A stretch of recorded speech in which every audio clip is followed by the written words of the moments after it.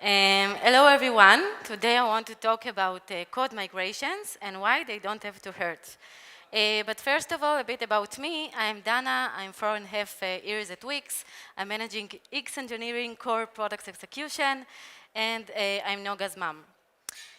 So after years dealing with the code migrations pain, we knew that something has to change. The pain pushed us to rethink about everything, and that's how we went from cross-team pain to an invisible new flow. So in this talk, I will start by describing the code migration pain. How was the solution born? We'll go into the system and dilemmas we faced during the way.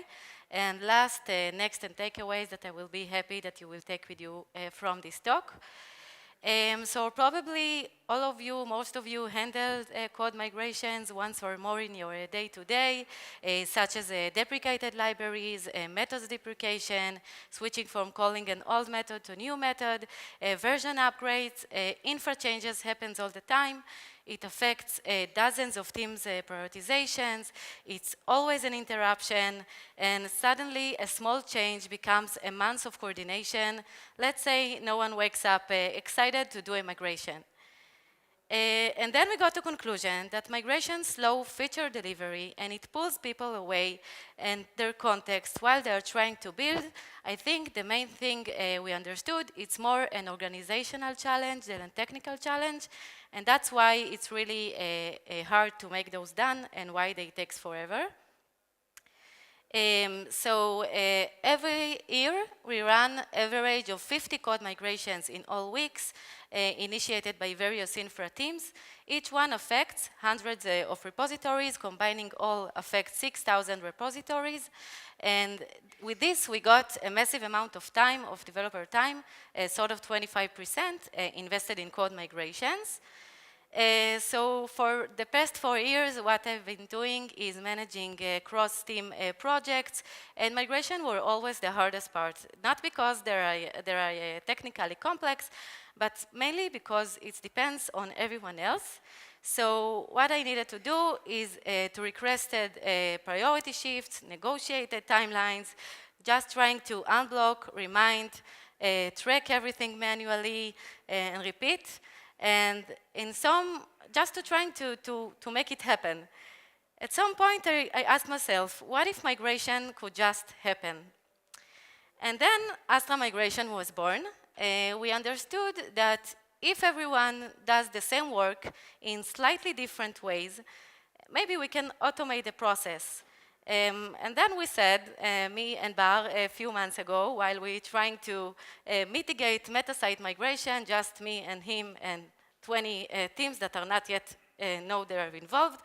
And we said, what if migration owner can identify all affected areas in the code and then explain the change once and not multiple times to many, many people, create the PR, apply the change everywhere, and then track everything in one place. So this is the system. It builds with the 3 main layers. At the top is the migration dashboard. Here the flow starts. And the migration owner starts by finding all the migration targets. Targets mean a repo and path in repo that the code agent opens and apply the change in. And we understood in some cases to search the target by git search, simple git search, it's enough, but many, many cases is not enough. What we needed to have is a code dependencies familiarity and a smarter target finder, so we're achieving that from time to time.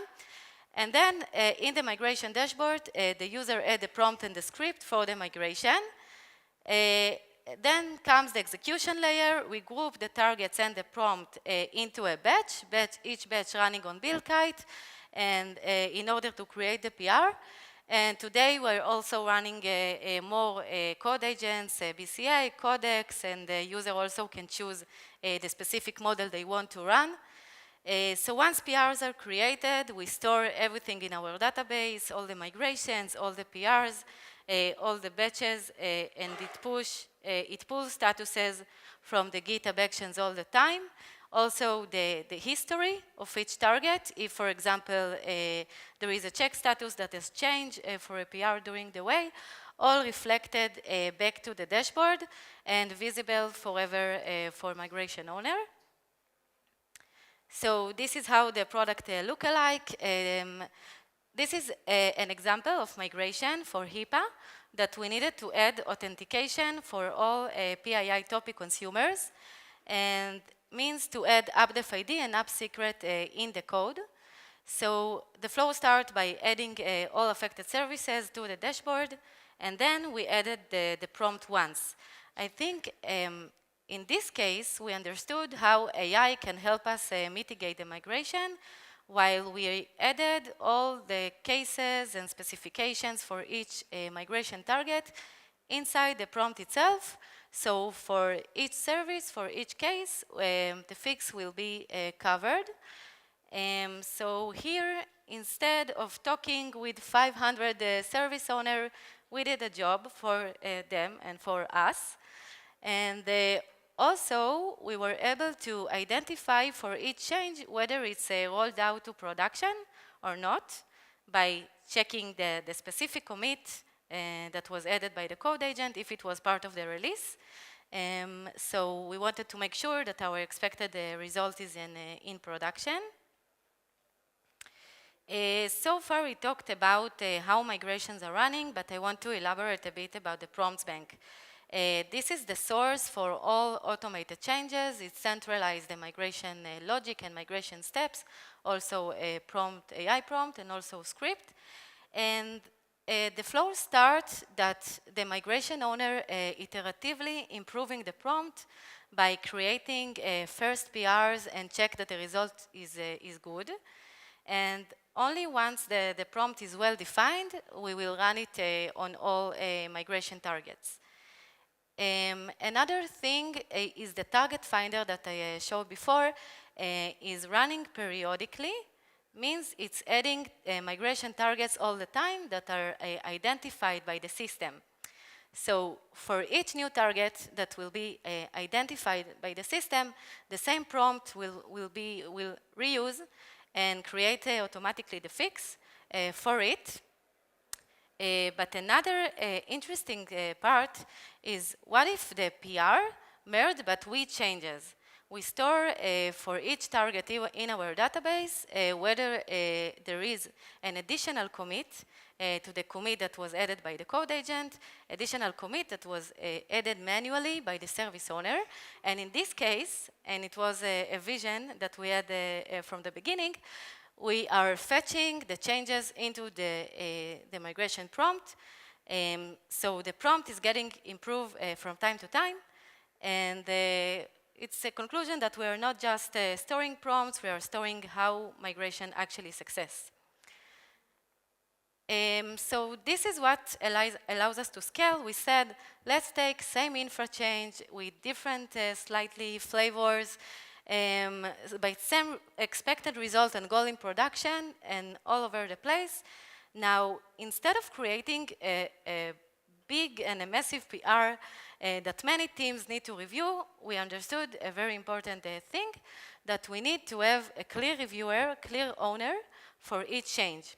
Because if we are now have a big PR that 5 teams need to review, again, it's the organizational challenge that we talk, and it's not, we did halfway, like we created a PR, but we didn't get it merged, so we need to have a clear owner for each change, and we are storing it for each migration target entity. So results so far, over the past months, we ran the flow across different use cases in weeks, across many domains, guilds and stack, and the question was, what kind of impact we actually get? So let's take a look on the results. In the last quarter, we saved 650 days developer time. This calculation is by how many services we had within a migration, multiplied by the time that each service will take to do it manually. And another important KPI that we had is from the PR that merged, how many merged without changes. Means the same as it's created by the code agent, and we reach to 88%, means that the system gets it right. And also it's many thanks to the migration owner who worked on a very good prompt for the migration. We can't ignore the PR merge challenge. I will share that for each migration, we are checking two things. KPI that we have is migration lead time, but first thing is how much time the migration owner takes in order to create all the changes. And the second is how much time we're actually getting this PR merged and done. And we focus on that. So the conclusion I will show in this slide is after we actively talked with the teams reviewing the changes, and we understood that if we are notified the relevant owners, which is very important, like I said before, to have a clear team for each change, and we're sharing the migration motivation, the context, the impact inside the PR itself, like we are switching their context, and in the middle of the day, there is a new PR by a new intent they're not involved in. And this is make the PR merge rate higher. And the last thing is when it's possible, we auto-merge the change, and it's of course based on the safety and risk assessment that we are doing for every change. So now go to here. So we measure the merge rate over time, and it's within the 2 weeks from the PR created. You can see that we started with a very low number, and we see it increasing from Q to Q. And again, it's within the 2 weeks that PR is created.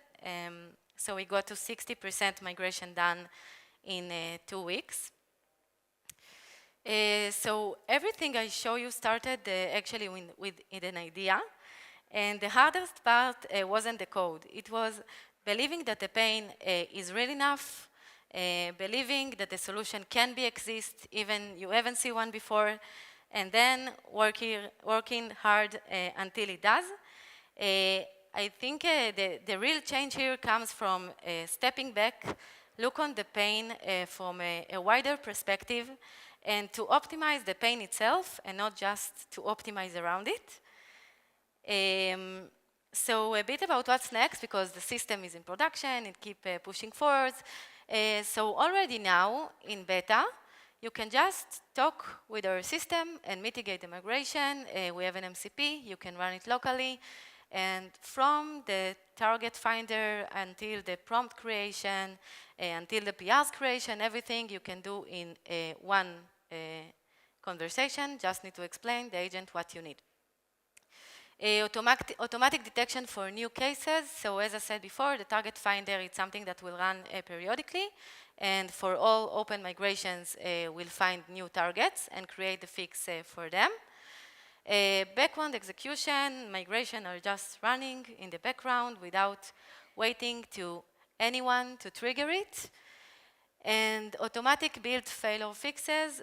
Of course, our main goal is to provide green PR as much as we can. It's a huge challenge, and what we are doing now is mapping the common cases and the common reasons why PR are red.